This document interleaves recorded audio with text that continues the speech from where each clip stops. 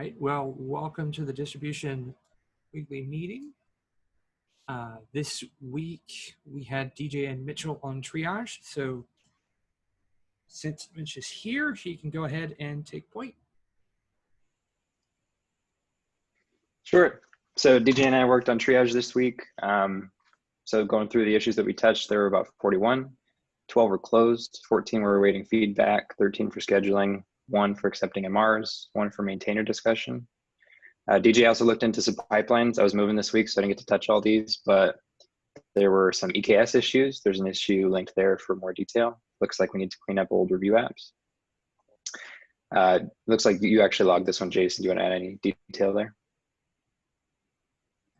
Sure. Basically, the summary is that we apparently don't actually shut down review apps when the initial spawn of the environment didn't actually fire all the way through. So if somebody deployed something right while GitLab actually had a bug in it, we compiled that, we ran the container, they tried to deploy it, it would never run, and then when it auto-timed out or the branch was actually merged, it wouldn't actually shut down the environment. So it would be sitting there trying to spawn GitLab the entire time.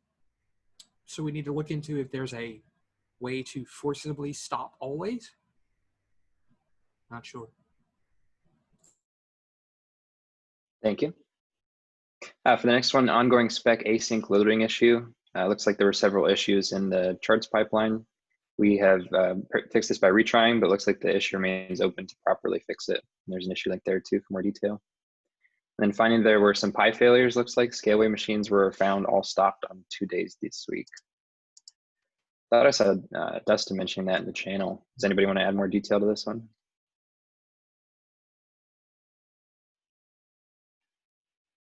Looks good. This might have been just DJ.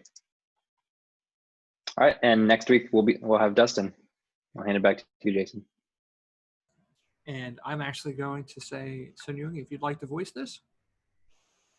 Oh, yeah, thank you. I recently opened up a new design review issue for us, and this is our first design review, so please reach out to me if you have any question. And this is about new sign-in page design, and I really appreciate your feedback. And then if you don't like my design, please feel free to comment on the issue that we can have more chat. Thank you. And if we do like it, don't worry, you'll get some thumbs up, to say the least. That'd be also great. Thank you. Okay, so I'd actually like to propose a future meeting in light of the 360s and in the same vein. Really, but specifically focusing is what as a team can we actually improve upon, and what are we doing well at this point in time. We generally have an idea of what we tend to do well, but our individual views of what we as a team accomplish don't necessarily reflect the actual total team view. So I think we should take an honest look at that as well. But also, what things could we actually do better? That could be whatever we need to do to improve our handling, our backlog, our visibility throughout the company, any number of things in regards to that. And obviously plan and actually execute those improvements. This would need to be when most or all are available. So obviously that's not going to be this week, as we have a number of folks that are going to be in and out of the office for the next 7 to 10 days. So this is going to be a future item that I'm proposing. It'll be at least a week, if not 2 out. So we'll all have plenty of time to think about it, should we choose to actually do it. Anybody want to add anything there?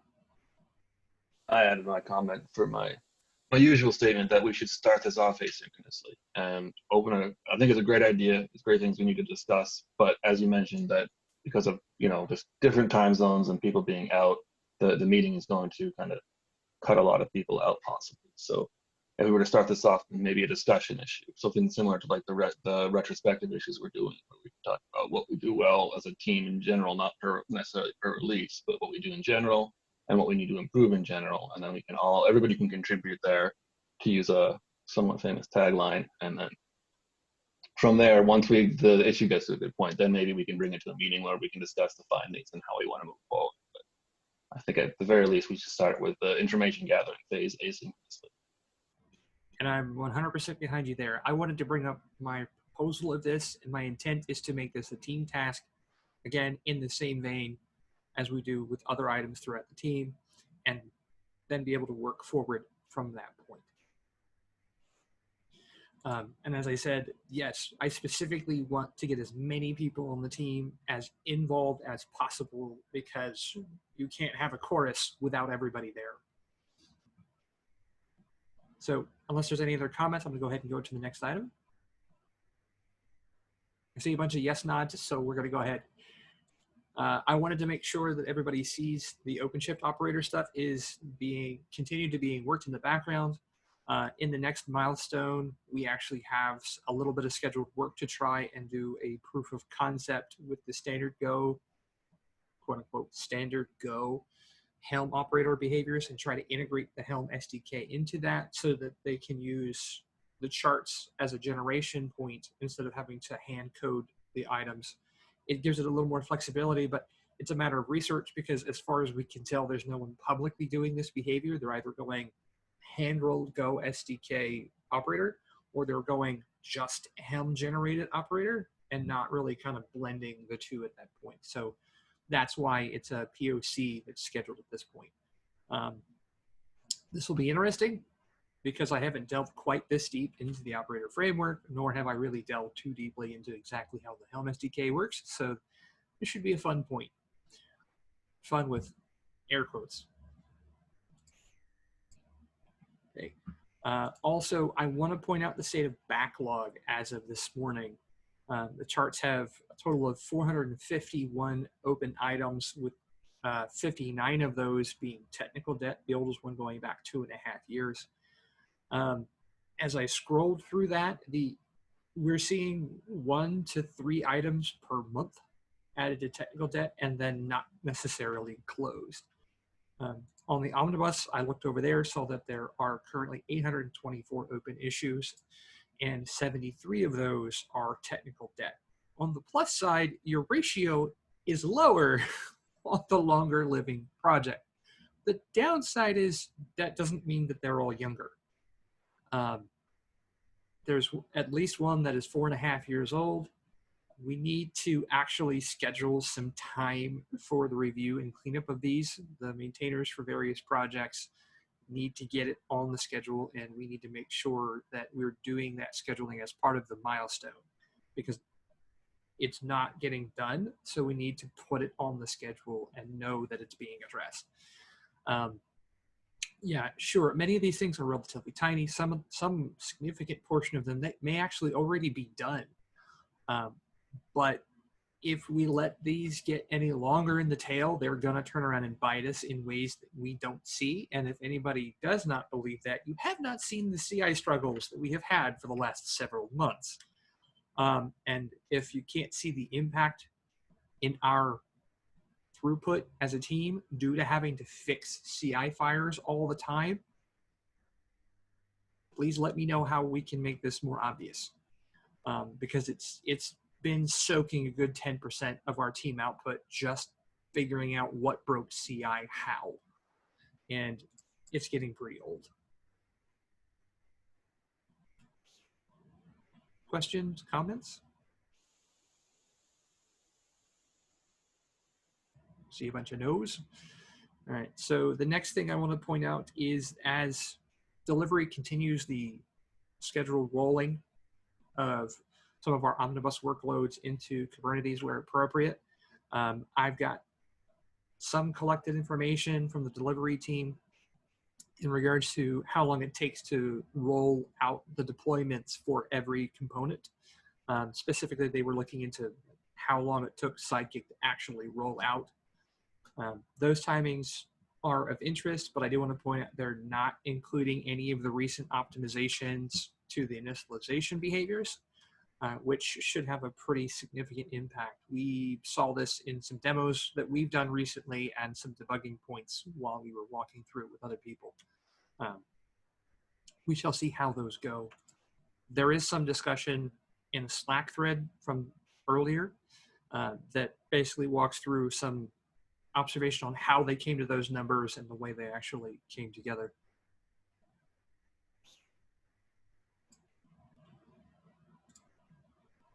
Okay. Does anybody else have any other comments or items they'd like to address? Head shakes. Okay. So we're going to go ahead and move over to the maintainers meeting. Feel free to stay. If you need to leave, feel free to do the same. You'll find the link to that agenda at the bottom of today's meeting agenda.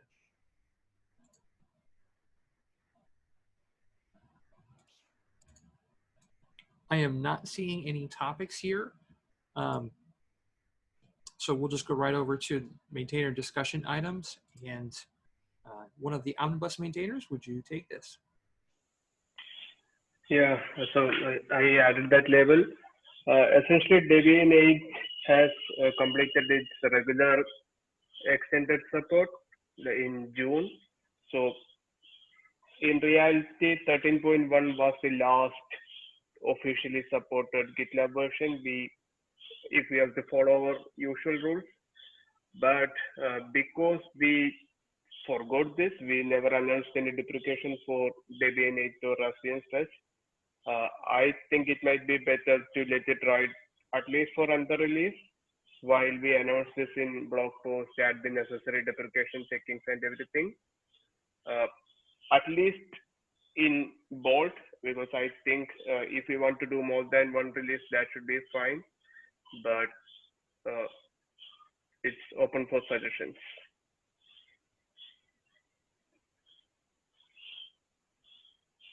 If no one has any suggestion now, feel free to add it in the issue. Over to you, Jason, for charts once. Sure. I just wanted to call out, there is a backlog of items on the charts. We're up to, what is it? 5, 6 that are open and standing. I'm going to make it a point this week to go through and do some reviewing on these. I know DJ is out, but I should be able to take a summary of what's going on here and at least denote which ones are actionable, which ones should be dropped immediately for scheduling, and which ones need further research. So just need to call out that we're going to actively try and clean some of this up. There is nothing listed from the orchestrator, so we'll move on to the changes. On the help charts and the CNG, the Cloud Native GitLab containers, DJ pulled in PVC support for annotations on the GitLab chart. This is an applicable item from the community, so they can actually add some annotations for their particular deployment type to ensure the PV and PVC get generated in according to their specification, which I believe in their case is making sure that it's denoted to a specified class and picked up in the right region. At the CNG, we are release UBI build dependencies independently. This was by DJ and reviewed by Hussein. We also have update pip and setup tools in the Python image from Dustin. This is a fix-up and related to some security patches that were done upstream. We have the CNG's Ruby eyes of all the dependencies checked. This is iteration 2 of that initialization that we spoke about before. This is the fully threaded and spawned system, so we're only starting Ruby once. We also have an update from deps.io to update the GitLab runner. We did pull that into the stable trees because it needed to go in earlier, but somehow missed 13.1.x updates. We have the PostgreSQL restore the per subchart configuration. This is one of those things where we had local overrides global, but somewhere along the line, when we redid the templating, we lost that functionality and you could only supply one set of Postgres configuration. This re-implements that in such a way that in our particular production use case, we actually point Sidekick at a different PG bouncer so that that load is handled separately and doesn't impact the API fleet. So this allows production to move forward with this. We added focus filtering to our RSpec runs. This is from Gerard. Thanks for the improvement here. It makes it a lot easier to control which ones are running in and when by grouping. Myself, I merged, I initially merged a an addition of the EE environment variable to force an EE pipeline build. This seemed to work perfectly well until we inadvertently tripped it in a stable build and watched everything fall over. So we immediately reverted it the first time a stable came through. Auto deploy also went all kinds of weird. So we are taking that one as a lesson learned and adding that to the impetus to deal with some of the technical debt regarding our CI behaviors. There is an open MR that I am reviewing also from Balu to fix some of this up and move towards the rules stance as opposed to the traditional job pile that we have going on. We also have an update to the charts. We are including annotations in the migrations job specification. This is from Diego Posse in the community. Thank you for working through that, as this was your first addition to our work here. And Ian or Bala, would you like to take GJ's work on the omnibus? I can take it since Balu's not jumping at it. First entry is from Hossein to convert a standalone PostgreSQL to a Patroni member. That's a great title. That's what it says, I'm assuming. Next one's from Ben B in the core team, adding sudo to vacuum DB command. I don't think that's actually 100% where it ended up, but basically just updating a documentation to explain how to run a vacuum DB manually. Another one from Ben B, related to the same exact issue he ran into. Run vacuum DB with 2 commands simultaneously. Again, I don't think the title is 100% accurate. I think we're just using the -j argument so that we're using more threads when running vacuum DB, so it happens quicker since most people have more than 1 core at this point in time when they are running on a Postgres on a server. Another entry from a community member, Igor S, update nginx.md, add a hint to registry nginx for IP6. Sounds like it does what it says it does. I don't know understand exactly. I have not looked at the merge request. And another community merge request from Jonathan Reinhardt, set SSL certer for GitLab pages. So that's, I'm assuming this is something we do for all Go apps within Omnibus, where we set the SSL certer environment variable so they know where to find their SSL certs. On to you, Balu. Thanks, Ian. So the first MRI is from Haley Simria from package team. So this is to add an alias to the existing argument to match what upstream provides. So it's essentially an enhancement, no functionality change. Next, I must send a change from Matthias of memory team to record the application server type, whether it's Unicorn or Puma in Prometheus rules. This is because they are using Prometheus metrics for the newer implementation of usage pings, and this information is necessary. Then I mentioned a change from Robert in the builder repository to bump the Terraform to the latest version, so it can be used in the orchestrator pipeline. Last, I mentioned a change from Ben Koichi to lower the gzip compression threshold so that less number of packages are used, or that it gets compressed very soon. Yeah, that's all from me. Back to you, Ian. Thanks, Blue. Just 2 from me. First one, allow Patroni to receive the term signal. Before we were using the run it control functionality to interrupt the term signal and handle it non-standard way, and that was causing some issues. So now we use run it to handle term how it wants to handle term, which makes sense. And the next one is from DJ. This is sort of somewhat of a backstage issue because the bundle behavior was overriding what we were specifying in config software, but making sure the config software entry for some chef gem specifies the version we want to install. So nobody should see an impact from the second one, but you might see an impact on the first one if you have a dev cluster Patroni up and running and you upgrade. And that is it for me. I don't see anything from Robert, and he's not on the call anyway. So I will end the call unless anybody has any questions, comments, or concerns. Crickets 1, crickets 2, crickets 3. Have a great week, everybody.